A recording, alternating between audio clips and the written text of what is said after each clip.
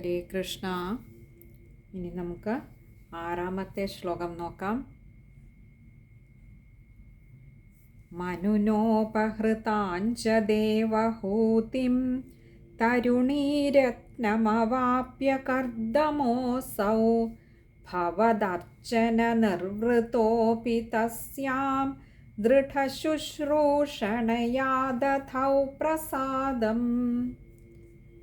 ഇനി നമുക്ക് അതിലെ പദങ്ങളുടെ അർത്ഥം നോക്കാം. നമ്മൾ തൊട്ടു മുൻപുള്ള ശ്ലോകത്തിൽ ശതരൂപാദേവിയും സ്വയംഭുവ മനുവും കൂടി തങ്ങളുടെ ഗുണശീലയായിട്ടുള്ള പുത്രിയുമായിട്ട് ദേവഹൂതിയുമായിട്ട് അവിടെ വരുന്നതായിരുന്നു നമ്മൾ കണ്ടത്. ഇനി ബാക്കി പറയുകയാണ്. മനുനോപഹൃതാഞ്ച ദേവഹൂതിം. മനുന ഉപഹൃതാം ച, ഇങ്ങനെ 3 വാക്കുകൾ ചേരുന്നതാണ് മനുനോപഹൃതാം ച. മനുന എന്ന് പറഞ്ഞാൽ മനുവിനാൽ അഥവാ ആ സ്വയംഭുവ മനുവിനാൽ. ഉപഹൃതാഞ്ച, ഉപഹൃതാം എന്ന് പറഞ്ഞാൽ നമ്മൾ ഒരു കാര്യം കൊടുക്കുന്ന അത് ഏറ്റവും ആദരവോടെയും സന്തോഷത്തോടെയും കൂടി കൊടുക്കുന്നതിനാണ് ഉപഹൃത എന്ന് പറയുന്നത്. അപ്പോൾ അങ്ങനെ ഏറ്റവും ആദരവോടും സന്തോഷത്തോടും കൂടി ദാനം ചെയ്ത ആ മനുവിനാൽ ദാനം ചെയ്യപ്പെട്ട ദേവഹൂതിം, ദേവഹൂതി ദേവിയെ തരുണീരത്നമവാപ്യ, തരുണീരത്നം അവാപ്യ, ഇങ്ങനെ 2 വാക്കുകൾ ചേരുന്നതാണ് തരുണീരത്നമവാപ്യ.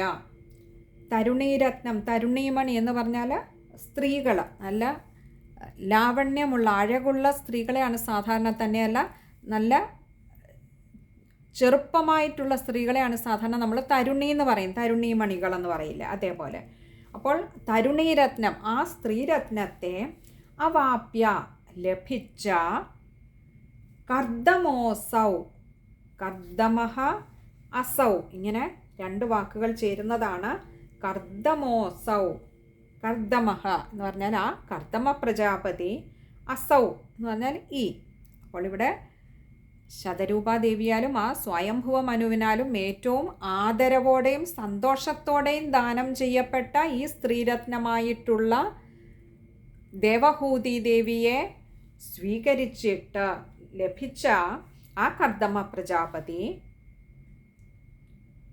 ഭവദർച്ചന നിർവൃതോപി, ഭവദർച്ചന നിർവൃതഃ അപി, ഇങ്ങനെ 2 വാക്കുകൾ ചേരുന്നതാണ് ഭവദർച്ചന നിർവൃതോപി. ഭവദർച്ചന നിർവൃതഃ, ഭവദർച്ചന എന്ന് പറഞ്ഞാൽ ഭഗവാനെ അങ്ങയുടെ പാദസേവയിലും ആ പാദാർച്ചനകളിലുമൊക്കെ നിർവൃതഃ സദാസമയം മുഴുകിയിരിക്കുന്ന അല്ലെങ്കിൽ നിർവൃതി അടഞ്ഞവനെങ്കിലും തസ്യാം, തസ്യാം എന്നാൽ ഇവിടെ ആ ദേവഹൂതിയുടെ ദൃഢ ശുശ്രൂഷണയ, നല്ല ഉറപ്പുള്ള, ദൃഢം ഉറപ്പുള്ളത്, അഥവാ മറ്റൊരു തരത്തിൽ പറഞ്ഞാൽ ശുശ്രൂഷണം എന്ന് പറഞ്ഞാൽ പരിചരണം, കളങ്കമറ്റ പരിചരണയില ദധൗ, ദധൗ എന്നാൽ ഭവിച്ചു, എന്താ പ്രസാദം, പ്രസന്നനായി ഭവിച്ചു. നമുക്ക് ഈ കഥ ഇങ്ങനെ പറയുമ്പോൾ ചിലപ്പോൾ മനസ്സിലാക്കാൻ കുറച്ച് ബുദ്ധിമുട്ടുണ്ടാവും. ഇവിടെ കർദമ പ്രജാപതി ദേവഹൂതി ദേവിയെ വിവാഹം ചെയ്തുവെങ്കിലും കർദമ പ്രജാപതിയുടെ ലക്ഷ്യം നമ്മൾ മുൻപ് കണ്ടിരുന്നു. ഈ വിവാഹത്തിന് മുതിർന്നതും ഭഗവാനെ തപസ് ചെയ്തതുമൊക്കെ പ്രജാസൃഷ്ടിക്ക് വേണ്ടിയായിരുന്നു. പക്ഷേ വിവാഹം കഴിഞ്ഞെങ്കിലും കർദമ പ്രജാപതി ഈ 10,000 വർഷം താൻ തപസ് ചെയ്ത് നേടിയ ആ ഒരു ആത്മബലം, ആ ഒരു ധ്യാനത്തിൻ്റെ ശക്തി കർദമ പ്രജാപതിയെ വീണ്ടും ആ ഒരു ഭഗവാന്റെ പാദസേവയിൽ പാദപൂജയിൽ മുഴുകി കഴിയാനായിട്ട് പ്രേരിപ്പിച്ചു. അഥവാ ഇവിടെ ഒരു തൻ്റെ ധർമ്മപത്നിയായിട്ടുള്ള, തൻ്റെ പ്രിയ പത്നിയായിട്ടുള്ള ആ ദേവഹൂതി ദേവി തൻ്റെ ആശ്രമത്തിൽ ഉണ്ടെന്നുള്ള കാര്യം പോലും, അല്ലെങ്കിൽ താൻ വിവാഹിതനാണെന്നുള്ള കാര്യം പോലും മറന്നുകൊണ്ട് കർദമ പ്രജാപതി സദാ ഭഗവത് പാദ സേവ ചെയ്യുന്നതിൽ, ഭഗവത് പൂജ ചെയ്യുന്നതിൽ നിമഗ്നനായി കഴിഞ്ഞു. അപ്പോൾ ദേവഹൂതിയോ എന്ന് ചോദിച്ചാൽ ദേവഹൂതി ദേവി എന്താ ചെയ്തിരുന്നത്?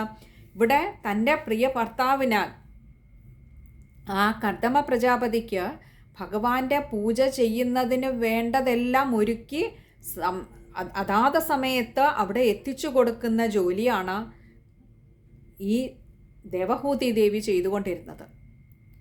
അത് ദേവഹൂതി ദേവി സ്വയം ഏറ്റെടുത്ത് ചെയ്യുകയായിരുന്നു. താൻ വിവാഹം കഴിച്ച കർദമ പ്രജാപതി സദാ ഭഗവത് സേവയിൽ മുഴുകിയിരുന്നിട്ടും യാതൊരു പരാതിയോ പരിഭവമോ ഇല്ല എന്ന് തന്നെയല്ല, ഈ ഒരു ആശ്രമത്തിൽ വേണ്ട പൂക്കൾ ഒരുക്കുന്നതാണെങ്കിലും ബാക്കി വേണ്ട പൂജാദികൾക്ക് വേണ്ട എല്ലാ കർമ്മങ്ങളും ക്ഷമയോടെ സമർപ്പണ ബുദ്ധിയോടുകൂടി എല്ലാം ചെയ്തു കൊടുക്കുകയായിരുന്നു ദേവഹൂതി ചെയ്തുകൊണ്ടിരുന്നത്. അങ്ങനെ കാലങ്ങളേറെ പോയി.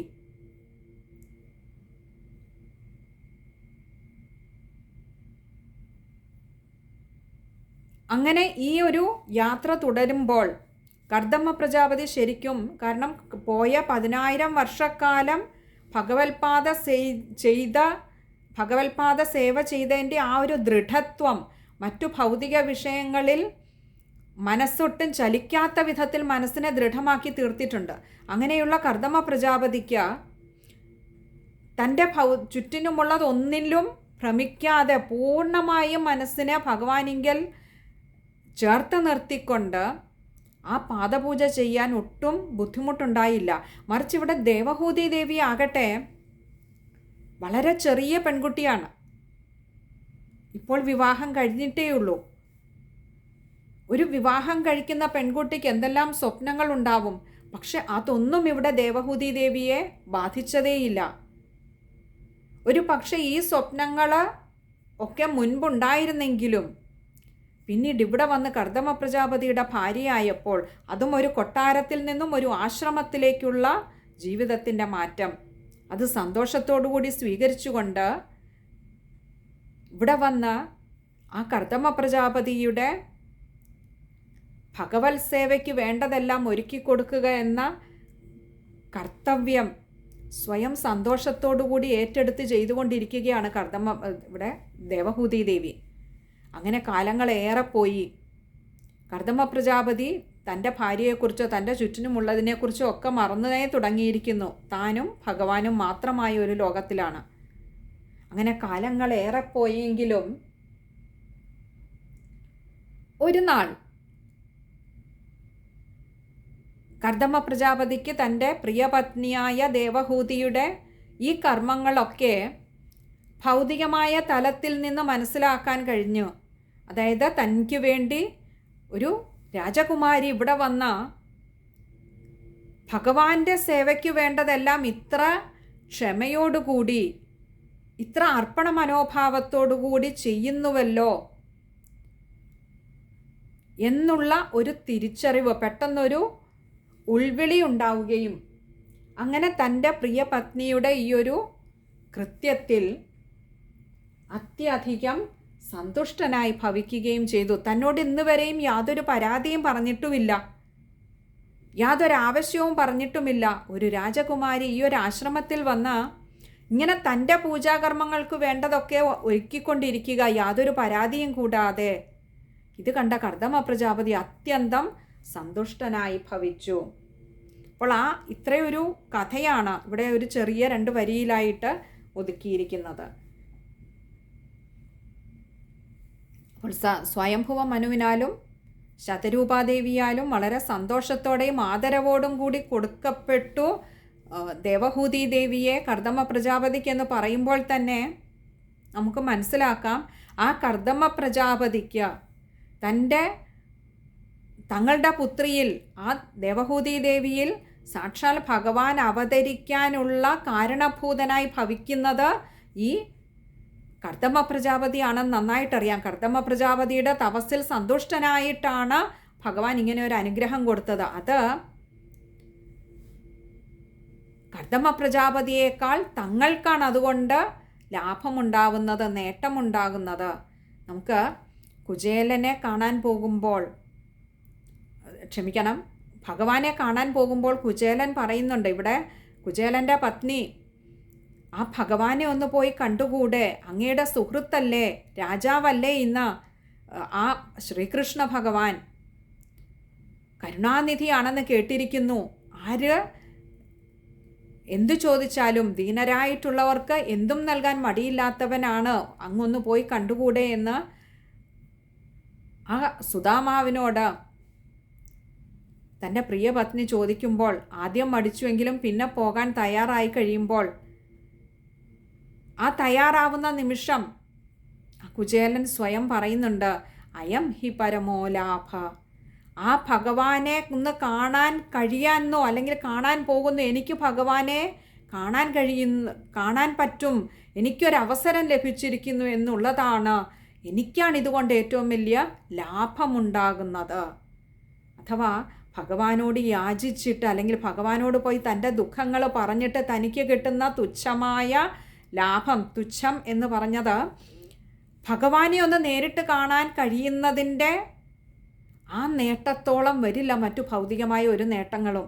അതുകൊണ്ട് ഇവിടെ കുചേലൻ പറയുന്നുണ്ട്, അയം ഹി പരമോ ലാഭ, എനിക്കാണ് ഏറ്റവും വലിയ ലാഭം ഉണ്ടായിരിക്കുന്നത്, ആ ഭഗവാനെ എനിക്കൊന്ന് കാണാമല്ലോ എന്ന് പറയും പോലെ ഇവിടെ സ്വയംഭൂ മനുവിനും ശതരൂപാദേവിക്കും അറിയാം, ഈ കർദമ പ്രജാപതിയെ വിവാഹം ചെയ്യുന്നതിലൂടെ തങ്ങൾക്കും തങ്ങളുടെ മകൾക്കുമാണ് ഏറ്റവും വലിയ ഭാഗ്യമുണ്ടാകുന്ന. എന്താ, തങ്ങളുടെ മകൾക്ക് ഭഗവാൻ തന്നെ പുത്രനായി ജനിക്കും. അങ്ങനെ ആ കർദമ പ്രജാപതിയെ യാതൊരു മടിയും കൂടാതെ യാതൊരു പരാതിയും കൂടാതെ നിരന്തരം സേവ ചെയ്തുകൊണ്ടിരുന്ന ദേവഹൂതി ദേവിയിൽ ഒരു നാൾ കർദമ പ്രജാപതി സന്തുഷ്ടനായി ഭവിച്ചു. ഇനി നമുക്ക് ആ ശ്ലോകം ഒന്നുകൂടി ഒന്ന് നോക്കാം. മനുനോപഹൃതാഞ്ച ദേവഹൂതിം തരുണീരത്നമവാപ്യ കർദമോസൗ ഭവദർച്ചന നിർവൃതോപി തസ്യാം ദൃഢശുശ്രൂഷണയാ ദധൗ പ്രസാദം. നമുക്കതിൽ വായിക്കുമ്പോൾ ശ്രദ്ധിക്കേണ്ട കാര്യങ്ങളാണ്.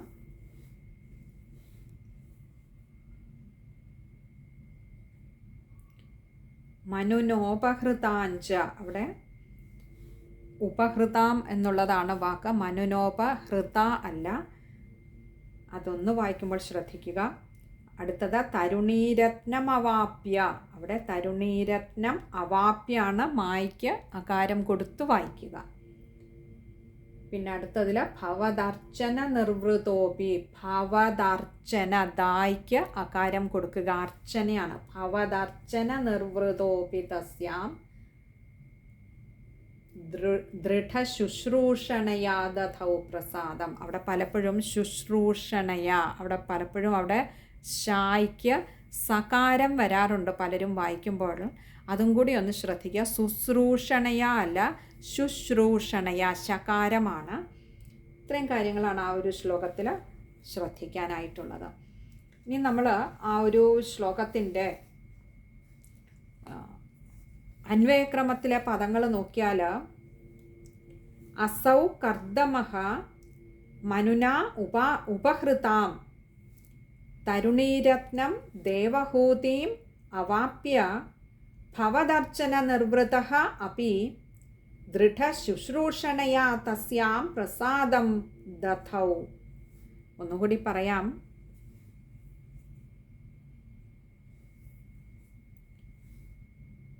അസൗ കർദമഃ മനുനാ ഉപഹൃതാം തരുണീരത്നം ദേവഹൂതിമവാപ്യ ഭവദർച്ചന നിർവൃതഃ അപി ദൃഢശുശ്രൂഷണയാ തസ്യാം പ്രസാദം ദധൗ. ഇത്രയും കാര്യങ്ങളാണ് ഈ ഒരു ശ്ലോകം വായിക്കുമ്പോൾ ശ്രദ്ധിക്കാനുള്ളത്. നമ്മൾ അന്വയക്രമത്തിലെ പദങ്ങളും പറഞ്ഞു. ഹരേ കൃഷ്ണ.